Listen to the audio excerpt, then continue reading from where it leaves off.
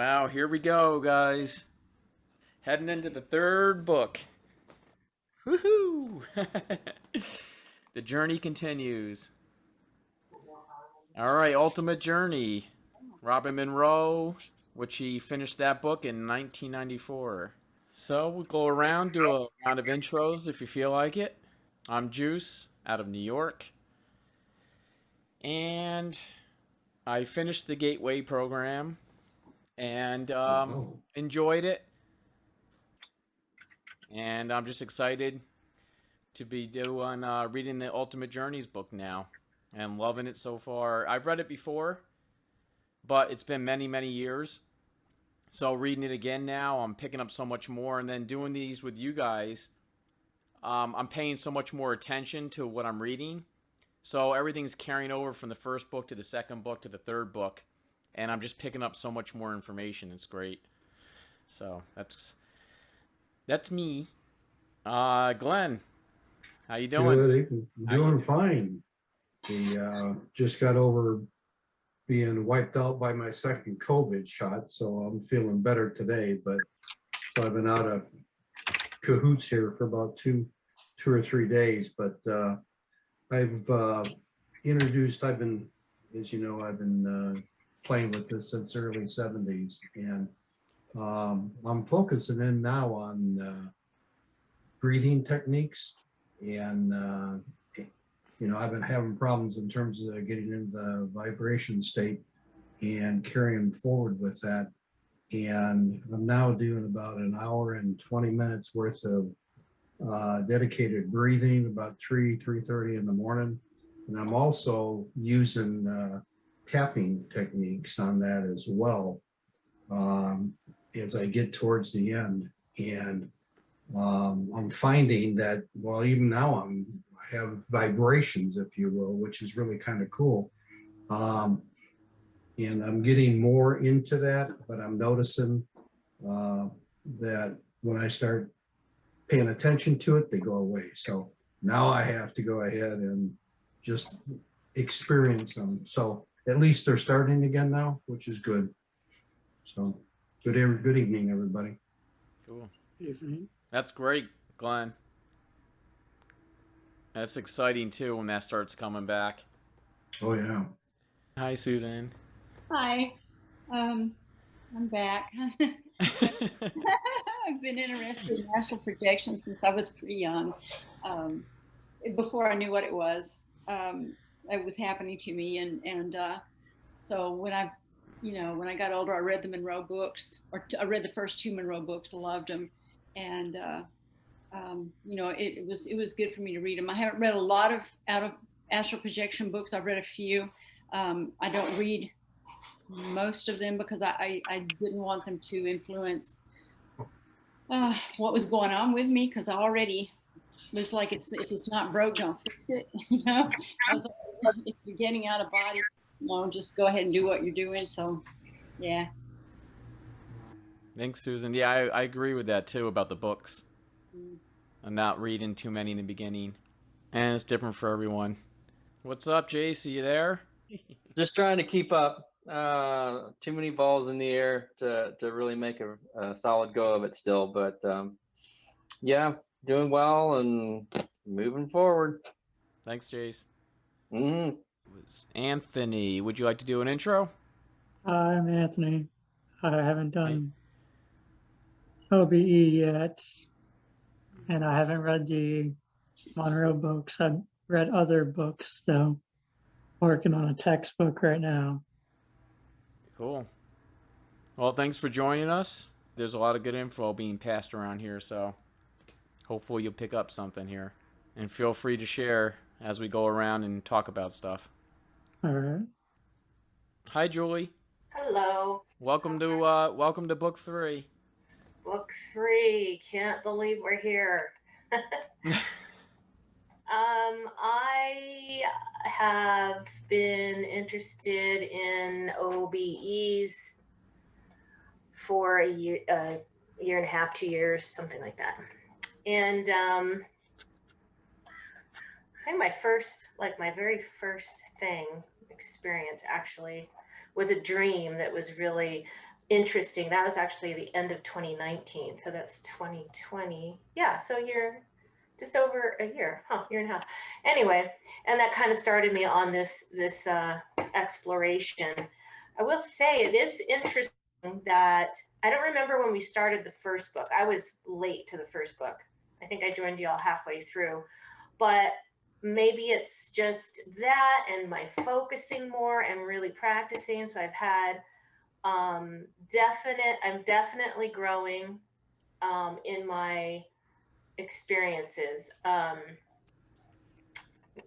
Like in March, I think I've already had 3-4 different things worth writing down, but that's not including, and these are, again, you know, I'm not like I haven't had super clear, lots of clarity experiences that I'm trying to get toward. I think I need to work more on my once I'm out, clarity and awareness seems to really be a struggle for me. But yeah, just the other night, just the 16th, I had a really interesting experience. It was a lucid dream that I finally, you know, became lucid in a dream. And it was like, oh, cool, okay. And then I just like slowed down, like, okay, what do? I don't want to lose it.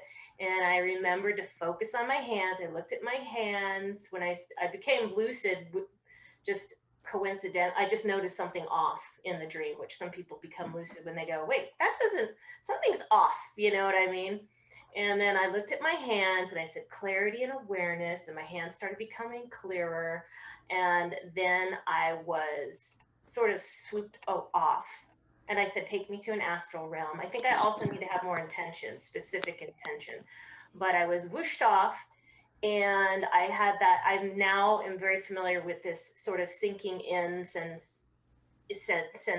that I get before I'm ready to have projection. So I had that feeling, but this time it was different because I felt like I was traveling, like physically flying. So it was a sinking in and then a settling in and then a sinking in and then a settling in. And what simultaneously happened, which was I really made me aware that, okay, this is a projection, was I had that clairaudience again. So I heard when I was sinking in, I heard like static, like when you're changing stations on a radio. And then when I settled in, I heard the radio announcer like speaking or music or like a band. So, but it was very, you know, like headphones on, very surround sound. And then then I'd hear static and I'd have the sinking, and then I'd settle in and I'd hear very clear speaking again or music. So I'm like, okay. And I really had the impression that I was going through dimensions or realms or something.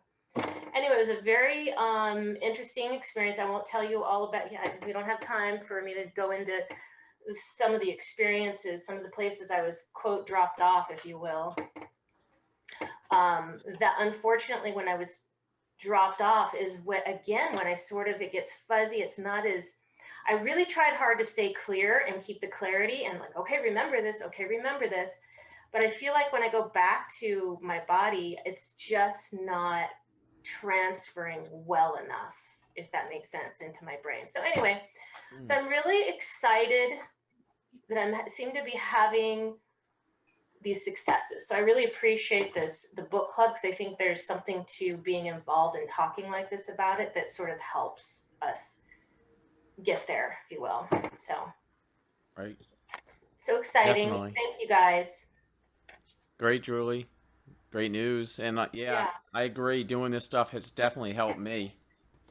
And a lot of people I've talked to when I'm doing these have their first OBE experience or other type of experiences. Right. Thanks, Julie. Mikey. Good afternoon, guys. Hi, Mikey. What's new? Hi, it's so good to be back with you guys again. I am using another router. I'm hoping that I can stay on and enjoy the presentation this evening. I did not read any chapters, I'm sorry, but I would just be on the quiet side. Okay, guys?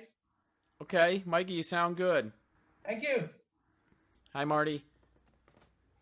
Hello, hello, hello. What's new? I Oh, read, pardon me? somebody else is wearing your mask. Yes, this is Grizzly. Grizzly. Hi there. My little friend. So I in a freaking dry spell, very frustrated. Teetotaled the whole freaking time since the last time I've been here. Did not help. So 2 beers today. I did read almost the whole book, and I find it to be quite profound. Some interest, made a lot of notes. You'll probably all be sorry. Questions. So. Yeah, we'll dig away at them. Okay. Awesome. Nice to see you all. Yeah, Marty. You. Thanks. Real quick, let's see. Glenn. I just wanted to say thank you, Juice, because my reintroduction to the vibrations was off your suggestion of focusing in on my tinnitus zone. That's what triggered it. Thank you. Oh, you're welcome. And I ate a lot of salt the last 2 days. Quick story. And my ears were ringing bad because I did back-to-back days with salt. And I remember telling you about the technique because I didn't have much ringing lately, so I had it really bad. So when I was doing one of the gateway programs, I was focusing on my ringing. You know, and I was thinking, oh, I remember just telling Glenn about this. Wait, I missed it. So you have ringing? I've used it too. Oh, yeah. I have very high ringing or noise in my left ear. So instead of trying to ignore it, I just focused in on that on a suggestion from Juice, and it worked very well. Really? Yeah, actually, it's rather a high frequency rate. So I've done tuning forks about the 948. It's just less than that, so it's kind of interesting. Wow, that's cool. And especially if you wake up and you feel the vibrations, especially in your head, for me, and then I start losing it. As soon as I concentrate on the ringing in my ears, it builds it right back up, and before I know it, I'm out. I have a tinnitus, I guess that's what it's called, but I use a like a fan at night, and so it drowns out the tinnitus. So I wonder if I should, I don't know, maybe I should turn the fan off. Because I have that too. I wake up all the time, periodically during the sleeping, and feel all that buzzing throughout my body. And I think to myself, but I've never been able to use it to my benefit, like go back into wherever I was. But interesting. Yeah, turn that fan off, Julian. Try it. Huh. Okay. Just instead of being an annoying noise to you, or it was to me, being very annoying hearing that ringing, I turned it into my friend. Very cool. All right, I think I got everybody here. Let's move into chapter 1. Robert Monroe, Ultimate Journeys. The last book. Sorry to say for some people who are enjoying this ride. I am going to mention some stuff in my notes here. Feel free to chime in at any time. Chapter 1, the variable. He kind of goes back through what OBE is again in the first chapter, in the beginning part. And fear is a great barrier to human growth. He mentions that right in the beginning. So he always talks about how fear is one of the biggest things that prevents us from having out-of-body experiences. And Monroe still talks about in his books how he gets fearful sometimes. And sometimes some of the entities that he talks to respond to him saying, well, you're not that fearful because you're still here and you didn't get brought back to your body and stuff like that. So there's so many different levels of fear, and you just work your way up. And I guess the less fearful, the more you get to experience or absorb that information too. So he gets into what is an OBE. And I'm just going to read it again, what he says in this book. OBE is a state of consciousness where you perceive yourself as distant and separate from your physical body. The separateness can be 2 inches or 2 miles or 2,000 miles apart or more. You can think, act, and perceive in the state much as you do physically. Would anybody like to go back over that definition of out of body? Susan? I like the definition. I like the simplicity of it because I know people have asked, is this technically astral projection? Is it etheric projection? Is this my mental body? Is this my emotional body? What is it? Which one? It doesn't really matter to me. The point is that your perspective is out of your body when you're doing this.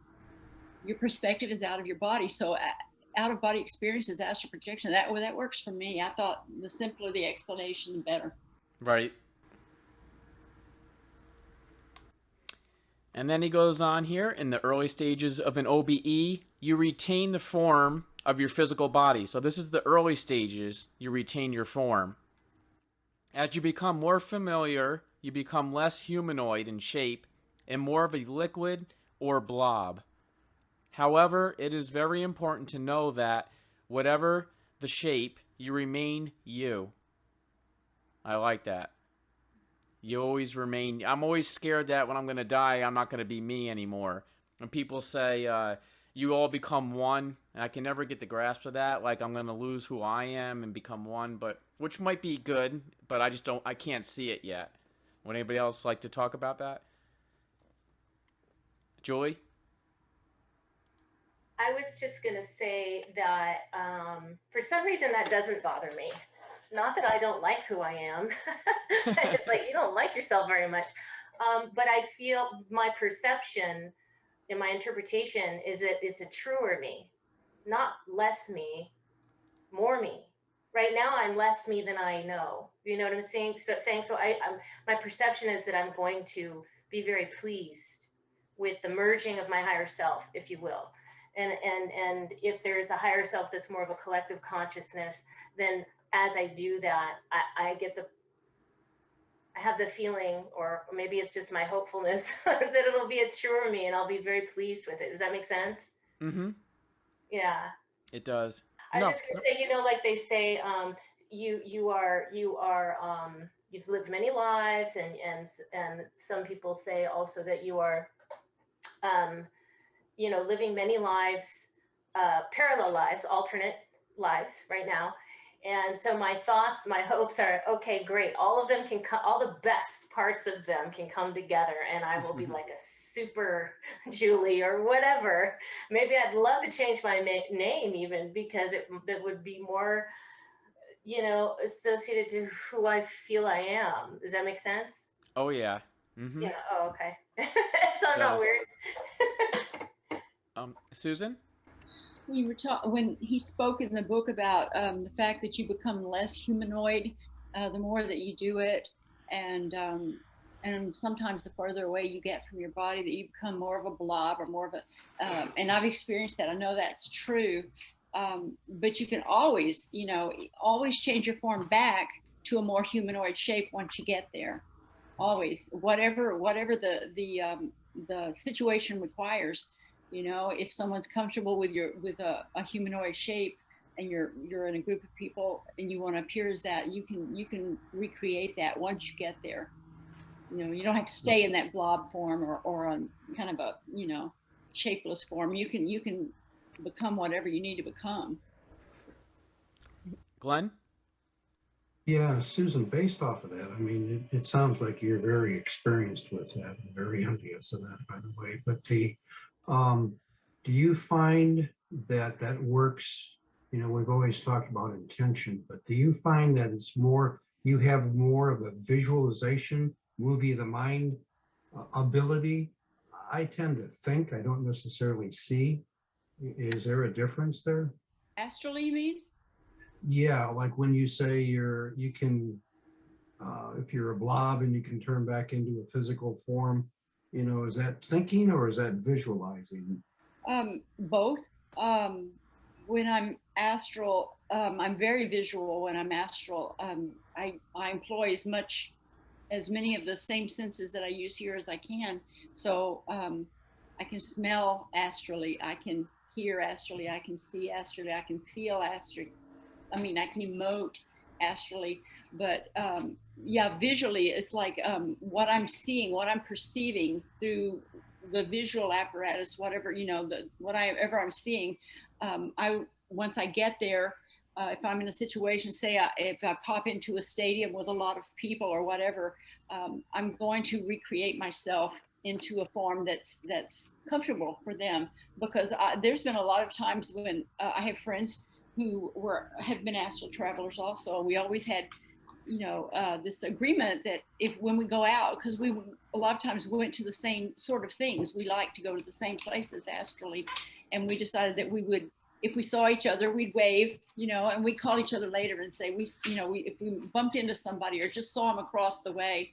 And I have on a number of occasions, I've seen friends that were in places, and I would just wave at them. I wouldn't even, you know, but I would always make sure that they could tell who I was. So I would recreate this, and I would just have a sense of what I look like back there, what they know me as, and just recreate that. It's real simple. It's just intent. It's just an intent, and it happens. Then it just happens. Thank you. Marty? Like I said, I'm down to like the last 50 pages or something, but looking ahead, he talks about at one point where he went in and he encountered his eye there, you know, which is one of the metaphors he gave, was that's like the spaceship and you're like on a shuttle here in your Earth, your eye here consciousness. But that when he went to the eye there and saw I believe it was thousands of beams of different colored lights, and each one of them was a past life that he had, that each one retained the individuality of the life, you know, the consciousness that it had lived in the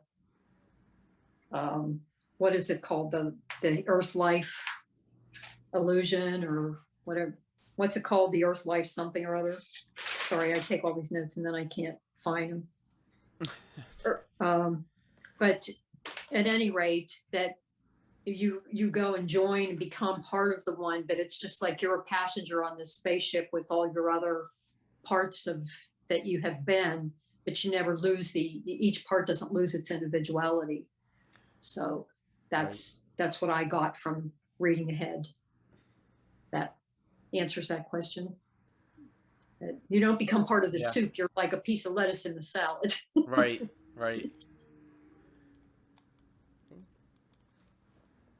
Thanks, Marty. All right, and he goes on to say about the out-of-body experience. As to where you go and what you do, there seems to be no limitation. If there is a limitation, Monroe never found it. Susan, have you? I was just curious, have you ever found a limitation? Okay. No, I was going to say, I was going to mention that I've never found any limitation. And I think that's something that helped me early on, because like I said, this started happening when I was a child. I had no idea. I really didn't know what this was. It was really frightening to me, but it wasn't something I was about to tell my parents, because I just didn't tell people things like this. There's a lot of strange things that have happened to me in my life. And in my childhood, there was a lot of it then too.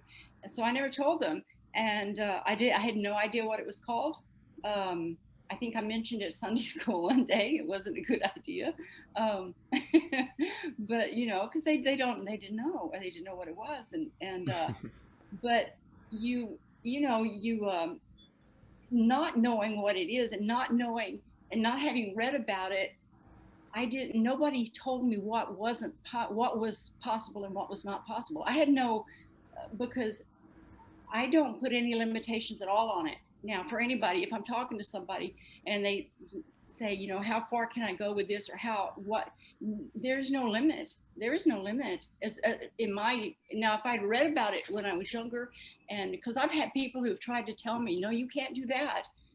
You can't have done that because I've read about it and it can't be done. No, yes, it can be done. You know, you just don't tell people. You can't do this because in your experience, you haven't done it perhaps, but it doesn't mean that it can't be done. So it was kind of a good thing to not know what was possible and what was impossible, because I just went for it. Right. Thanks. So now Monroe begins to start questioning his consciousness in general.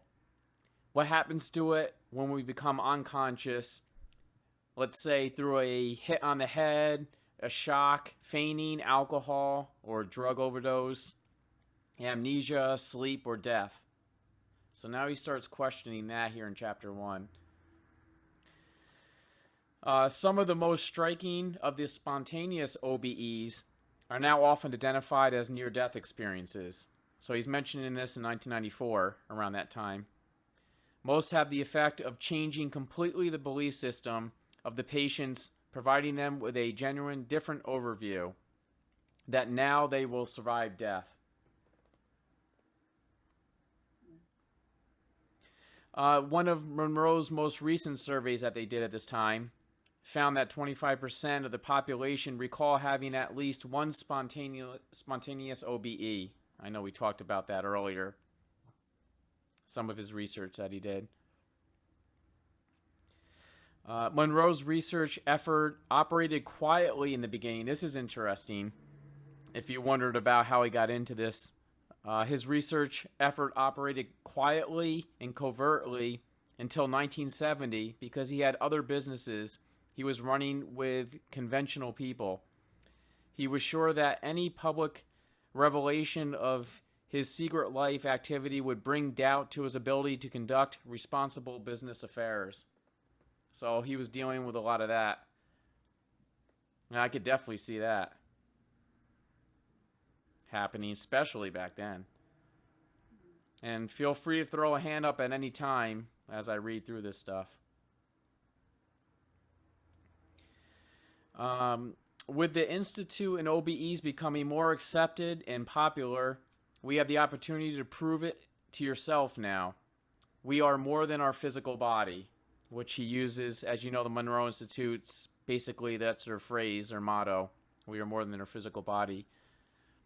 All of those who become only mildly proficient in the OBE soon realize this stage of knowing. So I thought that was pretty cool there. To get to that knowing, because Monroe was never about belief systems. He always wants to know, and I think most of us would want to live like that instead of just believing. Marty? Okay, so I have a note from page 10. And let me preface my question as asking those of you who have actually had experience in the OBEs, if I can get from your experience and not from what people have read or their opinions, okay, because to me, the value of this group is really the experience. Okay, so this is what he says there. Of course, this is my obsession with connecting with the deceased. Okay, he says, if you want to prove to yourself and to no one else that we survive physical death, you can learn to move into the out-of-body state and seek out a friend, relative, or someone close to you who has recently died. To find them, all you need to do is tune in on your memory of what that person was or represented. Several such meetings will be enough. You will have your proof, not for anyone else, but for you.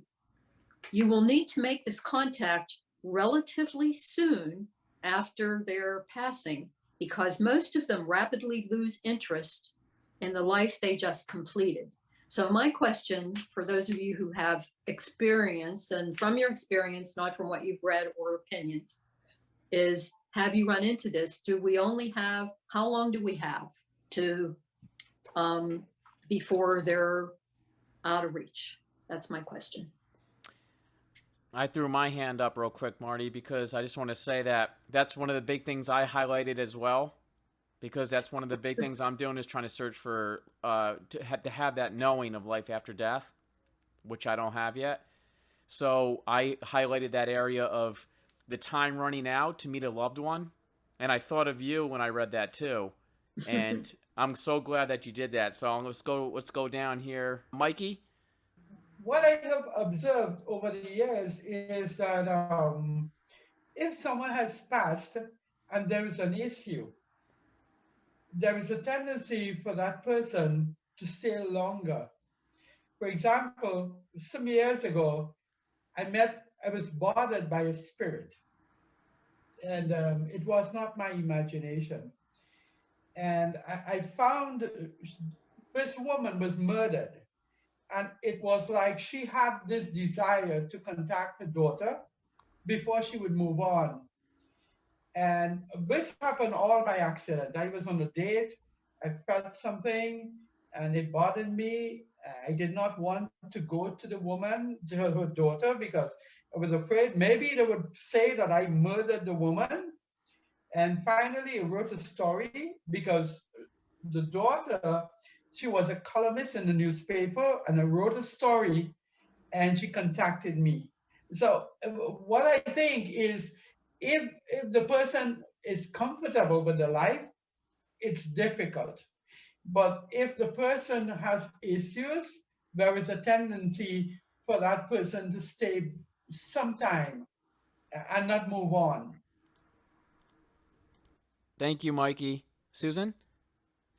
My experience with it, the time period, I don't have like a specific thing about the time period because I've gone astrally to visit relatives, to visit people, not just relatives, but people that I've known who've passed. Quickly after they have passed, I've gone to see them in the transition, in the period where they're actually transiting this earth, and I've watched that occur. I've gone to visit them after they've been away from here for months, our time. There have been people that I have seen after several years. So I'm not really sure about the time limit thing, but I do believe that they do move. They go to wherever they're supposed to go. They're suited for after they pass. They go there. And they acclimate, and if they need to, if they were very, very sick or had a lot of trauma or whatever, they may require time to recuperate or just chill and be peaceful. But they, I think that like in a case of, say, a husband and wife, there's going to be a strong desire to communicate. I think that no matter how long they've been there, if you're reaching out to them astrally, if you're reaching out to them psychically, even emotionally, I think that they're always aware of that. They're always, aware of us here. We're kind of, I don't really know, I can't really say how they perceive us. I've talked to them about it before, but they can check in on us. They can check in on us, and they see what's going on. And so the time limit thing, my brother passed about less than 8 weeks ago. 8 months ago. And so far, nothing. And we did talk about this for a year before he died, because we didn't expect him. This was so quick. He caught COVID in the hospital, and he was gone in less than a week. After he caught it, he was gone. That was it. I did not have a chance to talk to him then, but we talked for the last year. We'd brought this kind of thing up, and we made a visitation agreement. So, I have no doubt that he's going to come see me. And if he doesn't come see me, I will go see him eventually. But it's like, as sick as he was, and all of the things that were going on in his life, I would imagine he had a lot of friends who was an old hippie, he had a lot of friends, lost a lot of friends young. So I just assume I'm giving him a pass and saying, he's having some fun with friends and he's acclimating, so I'm not going to hold it against him that he hasn't come and tapped me on the shoulder or waved at me or said my name or anything. He will. I know that he will, because he promised he would. But yeah, you can still go. And I think even years later, I believe that if you, even if they have gone on to another locale or whatever, after they've passed, they've been here for a while, this place where we kind of congregate for a while and before we know where we're supposed to be afterwards. if you make it there out of body, if a human being goes out of body to this place to meet with someone that they loved, wherever they are, they know that that meeting, that's taking place there, and they can still come to that place and they will still meet you there. Even after all this time has passed, I know that that's true because I've just seen too many people that have been gone for 20 or 30 years and there they are. You know, they just show up. It's like a if you send an invitation and said, hey, we're going to meet at this, you know, such and such time, and we're going to, you know, just, and they come, and then they can go back to wherever they were. So they're not stuck there waiting for you or anything. They'll meet you there. Does that Thank you. Yes, thank you, Susan. Thanks, Susan. I was going to say, too, I think, Marty, he mentions in there, too, that when people die with the time limit, they kind of lose interest very fast. Do you remember reading that? Yes, I just read that. Yeah. Right. So it kind of made me feel sad because I still don't have the knowing myself. And, you know, I care for my parents and stuff, and I would like to see them again, and my brothers and sisters and stuff. And knowing that they lose interest, I wonder if there's a certain amount of time where they don't, you know, certain people just don't even remember who you were anymore to a certain extent. But Monroe even talks about when they go back to Earth, so they might have even went to the entry station and came back in and did another life. And how does that mix in the whole thing? That's a whole nother area. I'll move it to Julie here. Julie? Okay. Yeah, I'm off. Now a couple things I wanted to say now I'm forgetting. So I was gonna ask Susan or whoever something I was curious about. If your loved one goes to the hollow heavens, as some people call it, if they were pretty religious and they end up going to sort of an area just more of the, you know, the heavens, let's say, or even hell, I don't know. I mean, if someone really is, like, I have a friend that committed suicide and he was very religious. So his religion taught him he would go to hell if he committed suicide. So I don't know what he thought at the time that he did that. But just for that, and then my you know, my father-in-law who was religious, but I think he just assumed he's going to go to this heavenly realm. So maybe he did, because I don't know how that all works. So, you know, I listened to some astral projectors who go to the middle astral realm, where some of the claims that, you know, are given is that the majority of people go to this middle astral realm before they go wherever they're going to go after that. But these hollow heavens or hollow hells are not necessarily this middle astral. So my question is, I wonder if I ever get good at this, would I be able to go to the hollow heavens to see my friend? Or would I only always go to the middle astral and above? And then another question I'm curious about, could I share with my friend, this is not all there is, you know, if I ever did make it there, and say, hey, I have a minute, just this, you know, think outside the box, there's more than this, or something like that. So I'm very curious about how much an astral traveler can influence somebody sort of kind of in a hollow hell, you know, a hellish area especially. I would want to help my friend not be there any longer, because they've created it for themselves thinking that's what they deserve or something. And I don't remember the other thing I was going to say, that when Juice was talking, you said something, but that's my age kicking in. So I'll just leave it there. Thanks, Julie. Susan?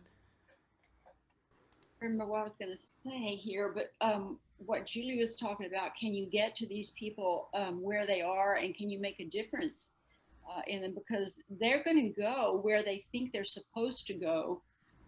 But if they didn't have anything in mind at all, they're going to be taken to this place and they will be greeted by friends and family. That always happens. It doesn't matter how many years apart people die, they still gather and you know, and greet the people that pass over.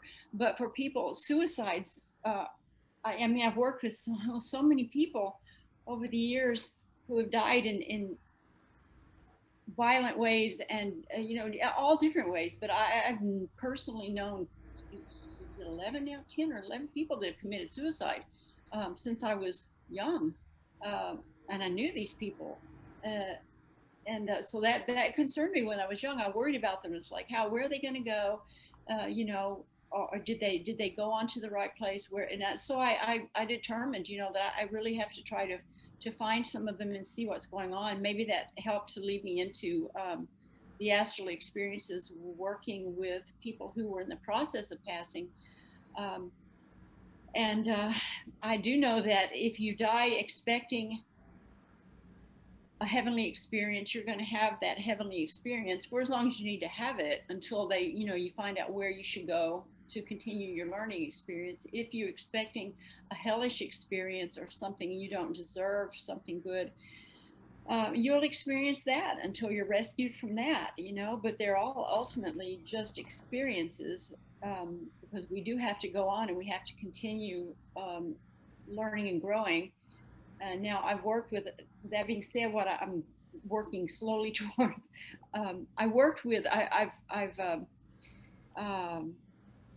there were a lot of times that I would go out of body and I would go to people who had just recently passed. And there were a lot of times when they would just come right here into my house and I would just sit up in bed astrally and they would just come right through the walls, you know, and tell me what they'd done. And a lot of soldiers, I've worked with a lot of soldiers, modern day, past 100 years, 200 years ago, but a lot of modern day. And I found that the confusion is the same, doesn't matter. The confusion of war and all of that is universal. But I had two soldiers that both committed suicide that I worked with probably a month apart. And I've even got their names, because they'll tell me their names. If you ask their names, they'll tell you who they are. They'll tell you who their family is, everything. And I asked one of them, because they kind of get stuck in this suicidal thing. After they've passed, they have this, it's a confusion about, you know, what they just did and what they deserve for that, what's going to happen. And so a lot of them, after they've committed suicide, they freeze right where they are. It's almost like when an animal is dumped on the side of a highway. They will stay there for a week, 2 weeks, waiting for the people to come back. Well, that's what these people will do. A lot of times they've if they're killed violently or they kill themselves, everything stops. And well, no, for us, it seemed like everything stops. They're just there. They stop in that moment. And I asked both of them, both of these men a month apart, why did you choose suicide? I mean, why? And one of them told me that what was going on and what they were being made to do with civilians and things like that, the destruction that they were causing, it was so distasteful to them that he said he felt like he was losing his soul and there was no way out. You can't just leave the army. You know, when you're in the army, you don't just walk away from that. But he said that he felt like that he was losing his soul by continuing to do this, and there was no way out. It was unacceptable to him. He killed himself, and by doing so, he said that he felt like he had surrendered his soul. He had lost his soul by committing suicide, and so therefore he's stuck. He just stuck because he said, "There's nowhere to go. I have no soul." And I said, that's not true, because I'm communicating with your soul right now. That is not true. But it took me, that guy, I could never convince that guy to go on. I couldn't. He was one of the people that I couldn't get him to go. He came twice, and I asked him to come back another night, and he did. And we talked, and I could not convince him that he still had a soul. Somebody else will at a later date. But the other guy, he stayed. He committed suicide. He shot himself, and he was still in combat fatigue. Everything. He's just like it had just happened. And I asked him why he didn't just go on, and he said, "There's nowhere to go." And I said, "What do you mean?" He said, "Well, his, in his belief system, when he was alive, he didn't believe in an afterlife. He didn't believe there was anything else. So where is there to go? He's killed himself. He couldn't take what was happening, so he killed himself. But he said, now there's no place to go. And then I've had others say, well, they're afraid of what's out there. Some say they're afraid there's nothing out there, so they stay here. Some say they're afraid that they are going to hell because they were violent. So they stay here. They just stay put, they freeze. And so your job then becomes, you tell them, you have to convince them, yes, there is something out there, and no, you're not going to hell. You're not doing this. You're just moving where you're supposed to be. It's some people you can convince, some you can't convince. But the suicide thing is a strange thing. Like I said, I've known 10 or 11 people and friends of mine. Some that 2 or 3 were really friends of mine. They committed suicide, and so I have my sights on that even from the time I was in middle teens. So I was able later to go and actually work with some people and find out what was going on in their heads and what's going on in their heads after they've done it. So I think I missed the answer in all of that, or I don't know. I was intrigued. So your opinion is, yeah, you can go to the hollow heavens is a possibility. No, I think you can. I don't call it those. I don't call any of those things, any of the names that anybody else calls them. Right. Just so you understand kind of what I'm saying, like they're sort of stuck in their own creation of what they think they deserve. You can reach them. But you have to have that image of them. It's either like a image of their physicality, of their personality, of how much you loved them, or you can. Then that's your GPS coordinates. Okay. And I remember, Juice, what I wanted to say to you was, you probably know Cyrus Kirkpatrick's experiences and how he visits his mom, and he said it's peculiar that it's a good question that you have, like if you kind of lose touch with your earth family, or if you go to another life, then how, if you incarnate, then how are you going to go visit with your loved one when you pass on? They're going to be, lost interest or going on to their own thing. But he had an interesting sort of answer to that. His mom, she's like, when you come back, when you pass over and you come over here, with me, I'm going to have, you're going to meet relatives that you never met before. They're very excited to meet you. We're going to have this big banquet and And he's like, well, I'm young. I mean, that might be 30, 40 years from now. So obviously she's still going to be, she's saying she's still going to be around. And his view is you don't have to incarnate back to Earth. You don't have to. You can enjoy the realm you're on for, I guess, indefinitely. So I think that's kind of a comforting thought for many who really would like to see their loved ones at some point. Do you know what I mean? Right, Julie. Yeah, another way of looking at it. It is. And I hope I get that knowing. Yeah. That's what I can keep searching. Yeah. Thanks, Julie. Yeah. Marty? There was a passage on page 89, but that's getting ahead of us here. So if you would prefer, I can wait till we have our next meeting or whenever we get to that. But I believe it was about suicide. So I could either talk about it now, or we could wait until we're further along in the book. What do you think, Juice? I say, yeah, since you got it directly written down there, go ahead, say it if it correlates with it. Yeah. Okay. Now he doesn't use the word suicide, but it sounds like it to me. So see what you think. So this was from chapter 7, tour guide, page 89. Okay. Maintain your transient status. You are being human at your option in the strictest sense. That option remains in force throughout your visit. You may pack up your experience and leave whenever and for wherever you decide, with no censure or penalty from any source that matters. If your human mind is satisfied, you will do this in spite of local custom or effort. Earth life system addicts may not understand, but that's their problem. Now, does that not sound like suicide? And does it not sound like he's condoning and not disapproving of suicide? So I guess my own question asking for a friend would be, if somebody isn't in dire emotional distress or physical pain, but they just want to go off gallivanting with their dead loved one, is there a penalty for that? Susan?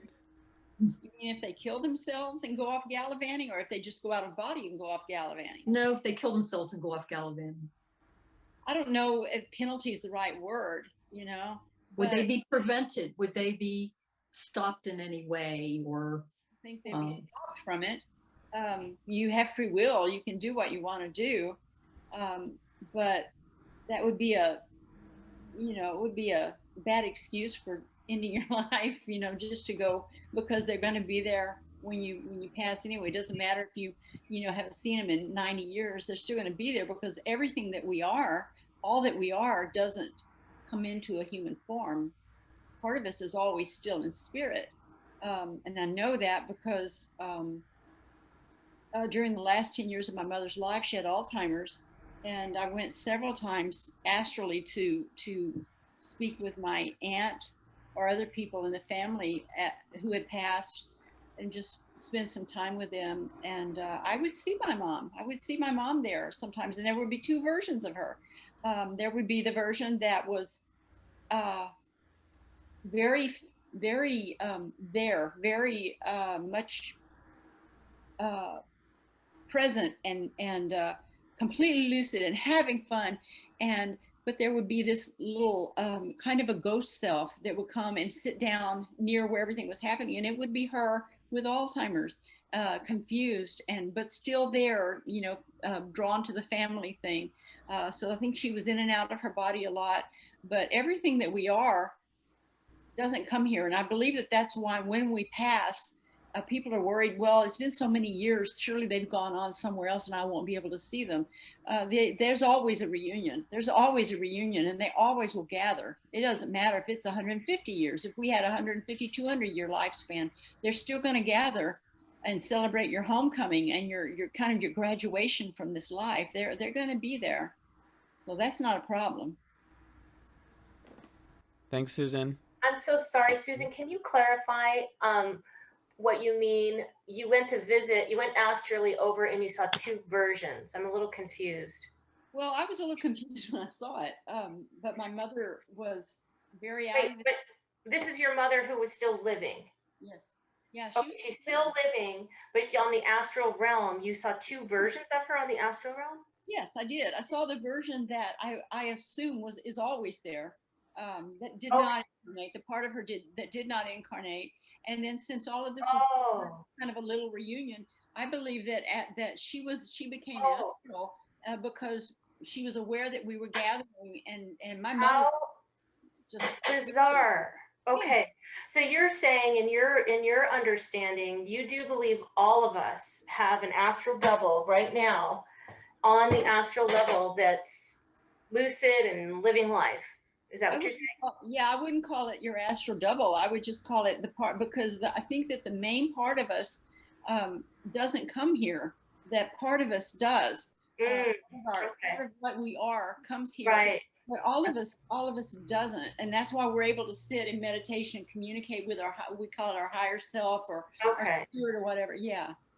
So would this mean that Marty is really right now hanging out with her husband? Her truer self or higher self? Oh yeah, I'm sure. Yeah, I'm sure that she's already, in that regard, they've already had a nice reunion and everything. So he's not missing her in that sense. No, they're never missing us. No, when they pass, they're not missing us at all, because they can, anytime they want to, they can pop in. They come to birthday parties, they come to weddings, they're always at their funeral. It's so bizarre to me, though. It's like, because so what you're saying is like he gets his fulfillment with the astral Marty, but he also visits the earth Marty because he still has a connection to the earth Marty. It's so weird. It's so hard. The what he is with, I mean, or what he would have encountered astrally or out there wouldn't be particular exactly what she is here. It would be what Right. sent her here, that part of her Right. she came from. Yeah, so it would be a little bit different, but it's Okay. still, he's not missing. They're not missing out on us because they can always come back and check on us. They can participate. Like I said, I've never seen anybody not attend their own funeral. And Wow. yeah, That's a weird thought. so they don't miss us. We miss them. We miss the physicality of them. But they're in on all family events, everything. They're up on it. They're just aware, and they, so it's not, for me, it gives me great comfort when somebody that I love passes, that I know they're okay and they can hear, they're, if I'm sitting here talking about them, probably attracts them. And yeah. So very interesting. Thank you, Marty. Thanks, guys. Mikey? I mean, Susan. Sorry. Hi, as a teacher, I'm seeing Anthony there, and I would really like to hear from him. But just a couple of comments, and I agree with Suzanne, because my mom, before she passed, she was in a coma for like 28 days, and she shared a story with me. She said she went to this place, and they said, "You're not ready to come back, to be here. You got to come back for a while." And she did not want to come back. And they said, "No, you got to come back." And so I said, "Mom, did you miss us?" She said, "Well, it's not that when you go over there that you miss, you're aware, but that ability to miss, like the physical is not there anymore, but you're there because in my 30 years since my mom passed, she passed when I was 13, it's like I'm always feeling her presence. I have never projected and met my mom in an astral projection. I have met my brother who has passed, but it's like she's always here. So I agree with Suzanne. She's always here. Somehow, sometimes I'm very low. I can feel her presence, but I really like to hear from Anthony as a teacher. Anthony, would you like to respond? I was 5, had a near-death experience. In a coma for 5 days. I did visit the other side. Then I got kicked back. I seen my grandmother, and I got told I wasn't ready to. Same thing. They do that.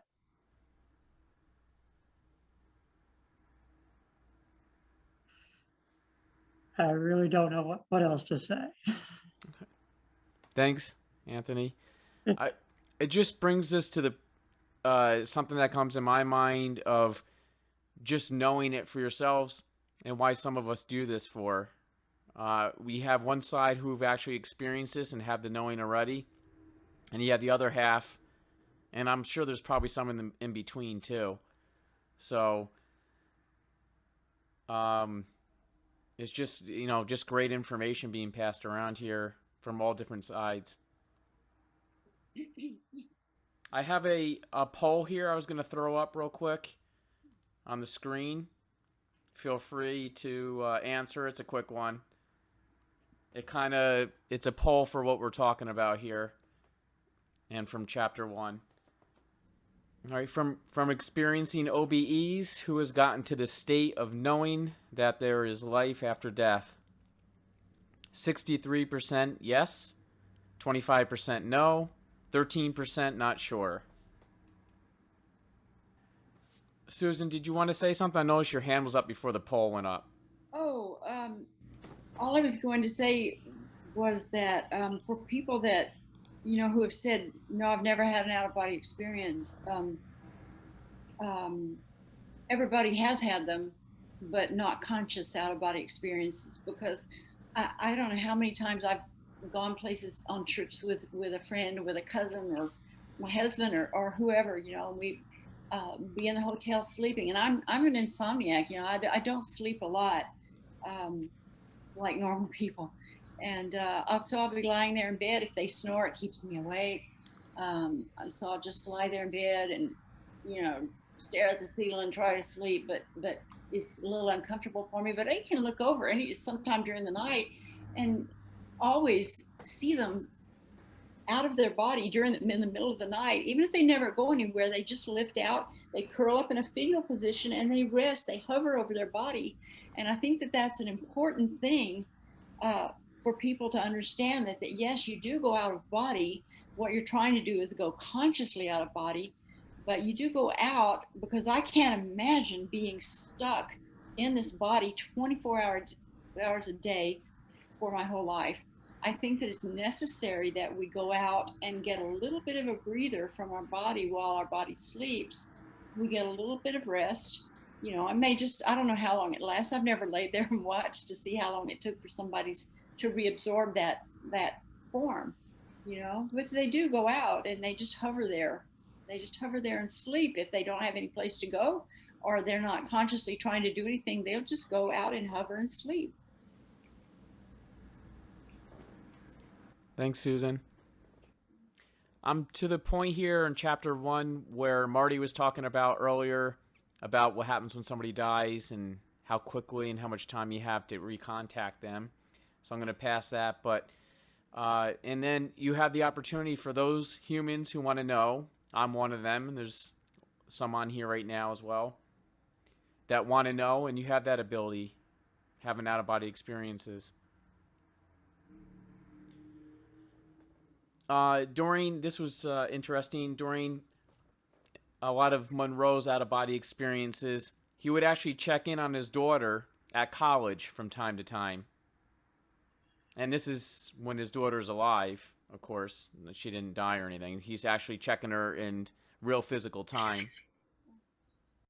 Monroe started to, I don't know if anybody knew this, but started to explore the other side of the moon before NASA's probes did.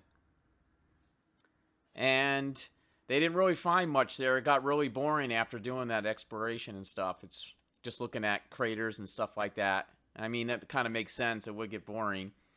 They searched Mars for artifacts and intelligent life. Nothing was found that they could see during, that time they did it. I know how they talk about having, the really small types of life and stuff like that, microbes and stuff, but he didn't get into that. And most of this exploring became monotonous after a while.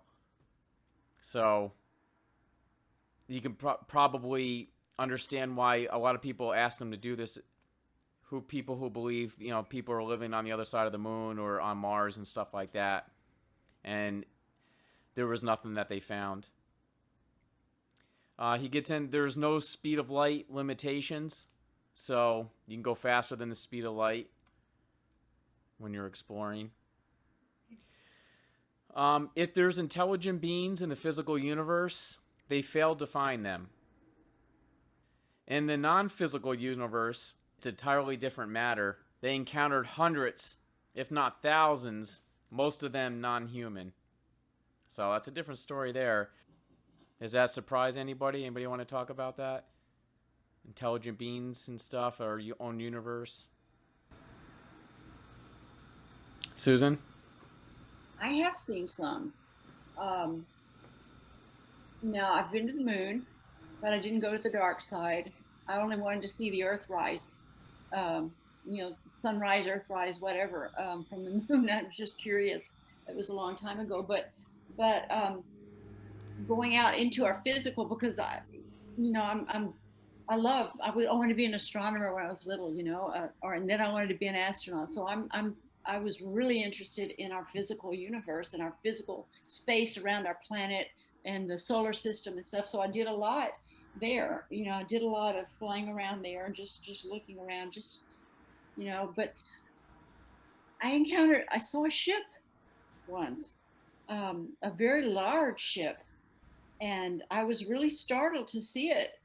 but I had to know what it was, right? So I did pass. I just popped right into it. And I was a little upset because I saw people there who seemed to be, uh, there were a lot of human people that looked like us. And I actually thought that they were military. They were our military because they had on uniforms that seemed like ours. I don't know. They had emblems on their things. And it kind of upset me to see this. And at one time I passed through there and they didn't see me. No one could see me, but I went into a room pass through this one thing. And there was someone in there, and I don't even know how to explain this, but this was a non-human that was in this room, and they could tell that I was there. They knew that I was there and told me I really needed to leave, that I wasn't supposed to be seeing what I was seeing and I needed to go. And so so that was what I saw. And it was out of our solar system, but still within our neighborhood. And it was very, very big ship, very big ship. And it was very strange. That was a very strange experience. And I was startled that I was seen and told, you need to go. You're not supposed to be here. And so I did. Right. But that's the only time. That was the only time that I've done anything like that. Thanks, Susan. Somebody's coming in here. I'll see. Oh, Andrew. Okay. Just letting somebody else in here real quick. Near the end of the chapter, Monroe says the problem from his out-of-body experiences lies in trying to understand it and trying to translate what he finds. So that's one of the biggest problems at the end of the chapter, is trying to translate all this information. So those are the notes I have on chapter 1. Does anybody else want to add to chapter 1 or what we talked about so far? Great, chapter 2. Chapter 2, The Long, Long Trail. I can't read my own notes here. So around 1994, Monroe says after 30 plus years of OBE activity had brought him to a calm state of satisfaction. So he's getting the fear barriers diminishing more and more. Monroe knew where he came from at this point, how he got here and became a human, why he hung around, his final departure schedule, and where he would go when he left. What else could have had any importance? And then Monroe meets up with his inspect friend. And those that don't know, that's his intelligent species friend. Again, from the previous chapter. And he starts meeting up with him past the H-band area, or the human uncontrollable thought area. And that's where he meets up with his inspect friends. So Monroe tells his inspect friend what he thinks his goal on Earth is, and that is to service to humankind. And the inspect says that that's a noble goal. It is a ever-present desire of your human self to attain perfection. When you are no longer human, desire focuses in another direction, but there are other goals. Monroe starts to contemplate about his goal and realizes the inspect was right. There had to be other, broader goals. So now he's starting to question his goal here on Earth at this time. And what he finds out is that his new goal was the yearning to go home.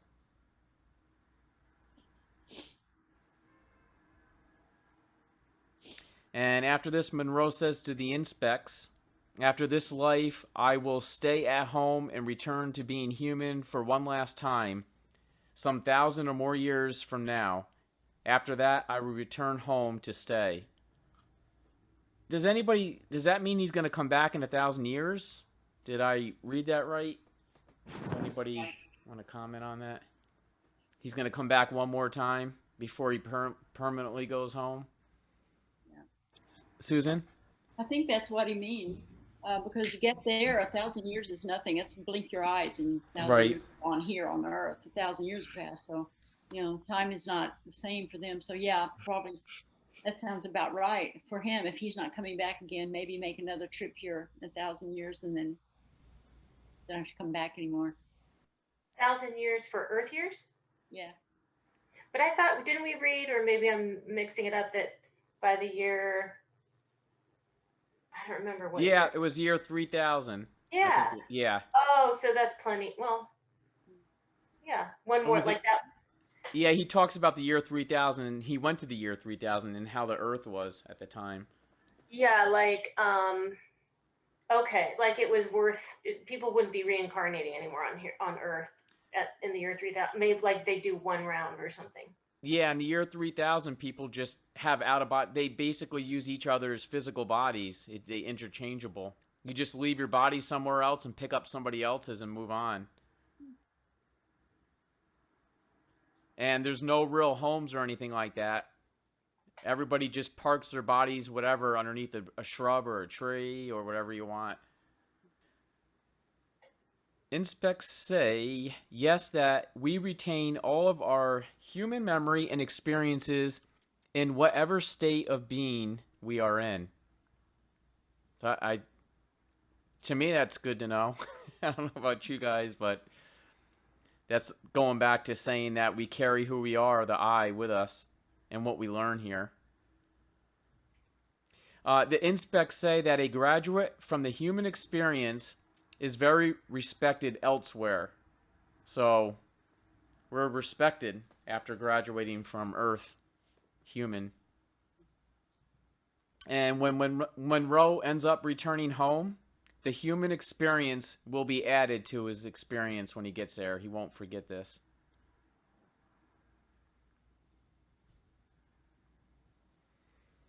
So now the inspects take Monroe home. So they're actually going to take him back to his home. So he can remember possibly why he is human. So that's right. Monroe starts asking, why am I human? Why is there so much suffering here on this planet? Why people are killing, hurting each other and stuff like that. So why would Monroe want to come here? So the inspects take him back home. So he can remember why he is human. When he first gets home, he remembers the bliss, the clouds, the music, and the games he used to play there. But after this pattern repeats and repeats and repeats for an hour or eternity, Monroe wants something new and finds a way out of that.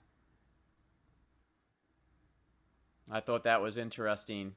I mean, you can get to a place in life where it's so perfect, but then start getting an itch to say, hey, I want something else.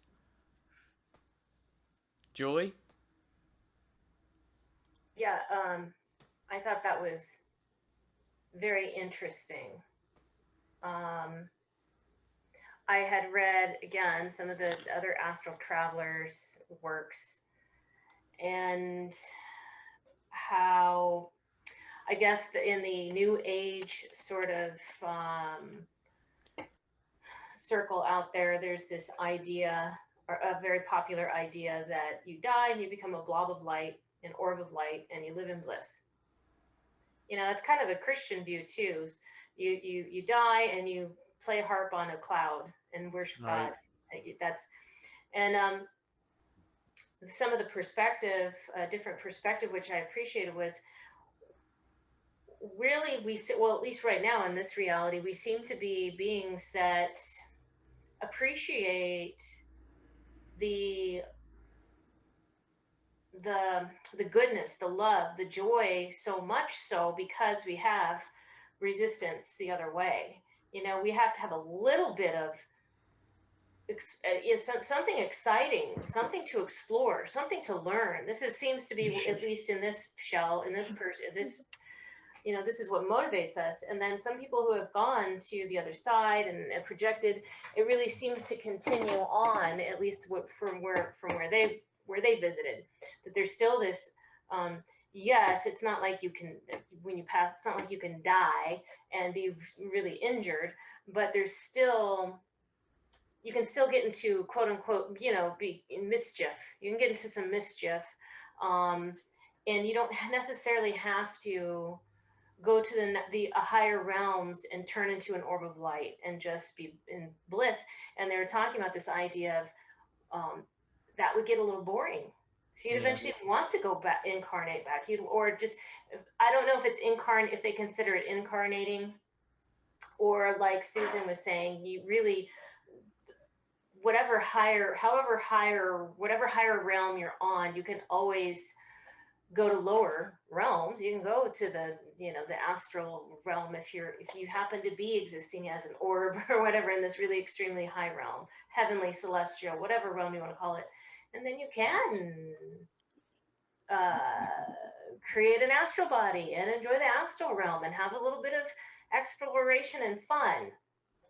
I don't know. I'm curious. I would like to see a poll maybe on that sometime, like what people, what they want. What do they want? You know, where if they had their choice, where would they go? And I also wanted to ask Susan when she gets a chance if she has found out, like Robert Monroe, like where she came from and her purpose for on Earth, maybe if she ever asked those questions when she was out and about or with her higher self. That's all. Okay. Thanks, Julie. Andrew? Yeah, hi, good evening. According to, because I was brought up as a Roman Catholic, and the teachings we had was there was your physical body and there was your soul. So there was no mention of an astral body or any other any other thing. But from what I've gathered and from what I've learned is when you get to the level where you see the clouds, the cloud is supposed to be where is according to esoteric. The cloud part is the part that separates the lower world from the higher world. We first of all, when we die, some of us can go straight and become a blob of light. That means we've gone into our spirit. We've skipped the astral body and just gone straight to the source and abide at the source. But we are all eventually going to get there. But some people want to spend time on the astral plane. They want to spend time on the lower planes before it's time for them to move on. We don't just move straight to the spiritual and become orbs, orbs of light. Some do. Some will go direct to the source, and some will hang. Will spend some time, because we have a psychic dimension, and we also have a spiritual dimension. The psychic dimension of us is like the astral plane. So after that, then we move on to the next plane, which is the mental plane, or the planes higher above. Now, what I've found from going back to when you now get to the source, there's nothing much to do. When you're at the source is in a passive state. You're not in an active state. Do you understand what I'm saying? You're in a passive state.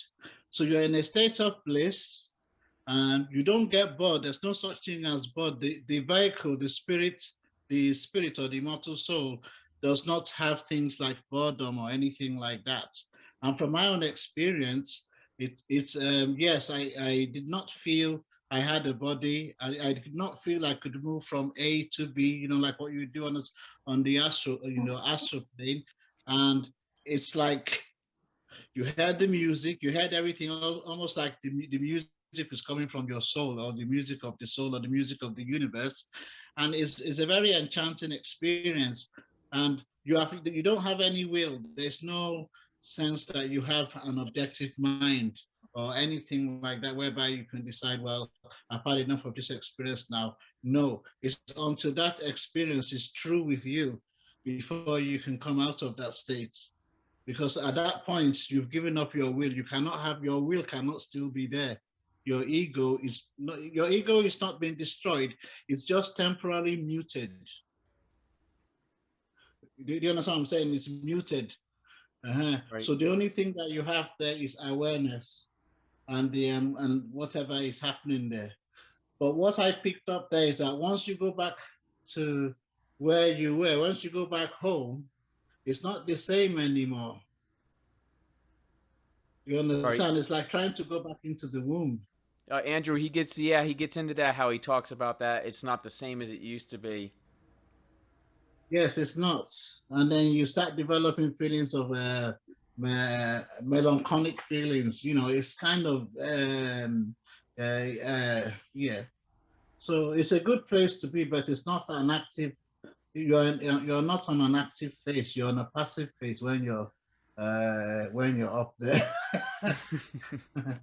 But it's a lovely experience. I won't take anything away from it. It's a wonderful experience. If you have no will, who unmutes you? You know, if your will is muted, who unmutes it? So you can go on and have more experiences. Sorry? You said that you made an interesting comment and said you don't really have will anymore. You don't have an ego or will in that No. realm. Then No. if you want to go and have more experiences, I guess you won't want to have more experiences. Who unmutes you and allows you to go on and have more experiences? If you want to reincarnate and go on into other universes or whatever, you know what I mean? Yes, you do, because all the because whilst you're there abiding with the source, you'll find out that the other beings there, like masters or whatever, doing going about the daily business. Yeah. So, yep. Thanks, Andrew. Good Yes. points. I'm gonna move to Mikey here, and then I'm going to let's see. I'm just gonna say real quick. I want to thank everybody for coming. It's 8:30, and for sharing. We're gonna go into a few more minutes past 8:30, and I'm gonna move to Mikey here. Feel free to drop anytime you need to. Hi guys again. Uh, I forgot the point, but um, it just reminded me. I think it was Suzanne who was speaking about something, and it reminded me of a projection that I had some years ago. And my guide, everything in that world was just moving very fast, and it was like no one cared about anything. It was a world like that, and I asked my guide. I said, "What's going on here?" And my guide was saying that this will happen for 1,000 years, and after the 1,000 years, there will be like a reset, and you will have like a whole new dispensation. And I remember Tom Campbell, someone I followed a lot, and Tom Campbell was alluding to something like that. But the actual point, I can't remember where it came up with that, but that was the point where someone was saying something that there must come a time, according to Tom Campbell, that you got to have a reset and you have to have a new set of people again, a new set of entities. Anybody like to respond? Okay. I'll just say I can't speak from experience, but just sounds familiar to the law of one. Kind of, you know, when you go up into certain densities, there's this one density that is basically sitting in silence and reviewing, like gaining, I forget how it was worded, but almost like taking the experiences of love and taking experiences of the various densities that you've been through. And then it's a time of kind of integrating all the densities before you move on to the next cycle of experiences. I mean, I have heard something similar, so I don't know, who knows, but it's very interesting. I think there's just infinite amounts of experiences and things to learn. So this is all very fascinating to hear each of your experiences. Thanks, Julie. Yeah, we have some big topics tonight. That took up a lot of time, very in depth. So we made it about 1.5 chapters tonight to give other people time to catch up and stuff that haven't started the book. I think our next meetup will be Wednesday, same time, and we'll continue from, I'll mark it on there, continue from the second chapter, and we'll do like 2, 3, and 4. So if you have some extra time, you can catch up. And before we close the night, Julie, I told you, did you want to, Susan, do you remember what Julie was talking about? Did you want to? Yeah, I don't remember what her question was. Oh, I was just wondering if you, when you know, during your travels and experiences, have you determined what your purpose is, or well, where you're from, number one, where you're from, because I think that's kind of a fascinating question to have answered. I mean, not, we all know where we're from. Well, we don't all know, but I mean, I assume we're all from the ultimate original source. But I mean, like your last higher self. I guess that's what Robert Monroe meant. I'm not quite sure what he meant.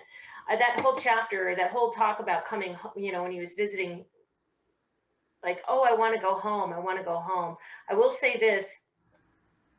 I found myself crying about that, like literally, because, and this is kind of a personal thing. Ever since I was a child, like 3, 4, 5, I remember myself constantly praying, if you will, to, you know, like, I want to go home. This is a mistake. I'm not supposed to be here. And I've always had that sort of throughout my entire life. And that's not to say I haven't had a really pretty, very good life, comparatively speaking. I mean, really good life, but that's weird, which makes me feel guilty in a sense, you know, like, why do I always have this continual feeling like there's been some kind of mistake and I really want to go home. Would you please just get me back home, kind of a feeling.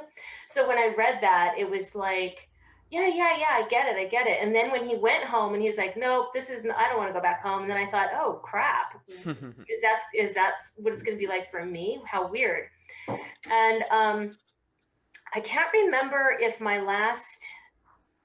had my last experience, like I said, the 16th. Was this before or after I read this chapter? I don't know. That would have been good to know. But in this experience that I had recently, one of the places, like I said, I didn't have a lot of clarity wherever I was swooshed off to. But all I could do is when I woke up or when I came back and I got on to the computer and was typing out as much as I could remember. One of the visits, I remember feeling bliss and feeling like, oh, this is where I'm supposed to be.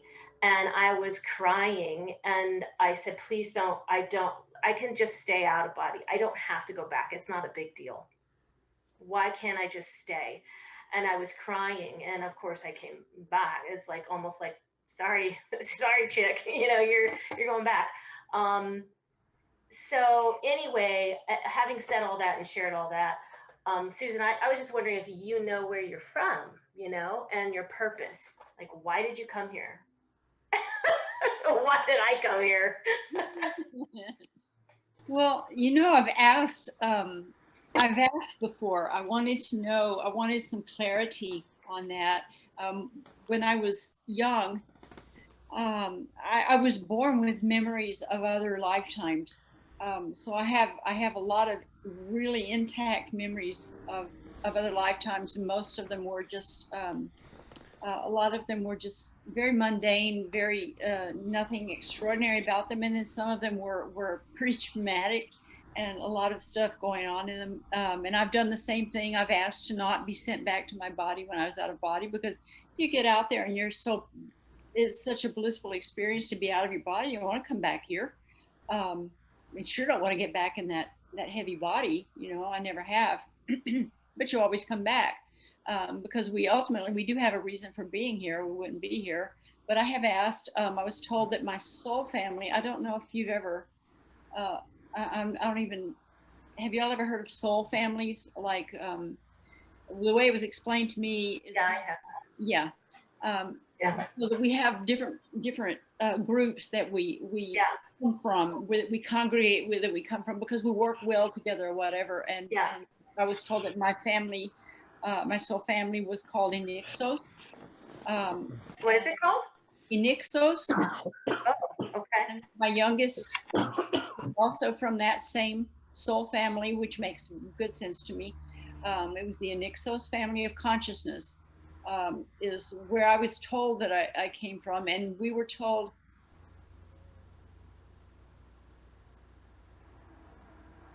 what I was told about this family and what they, but it was the qualities of the soul family. And we were called Hermetic scholars. But service was very important to us, and that was our motivation in coming here, was service. So for me, that was true. I know that was true.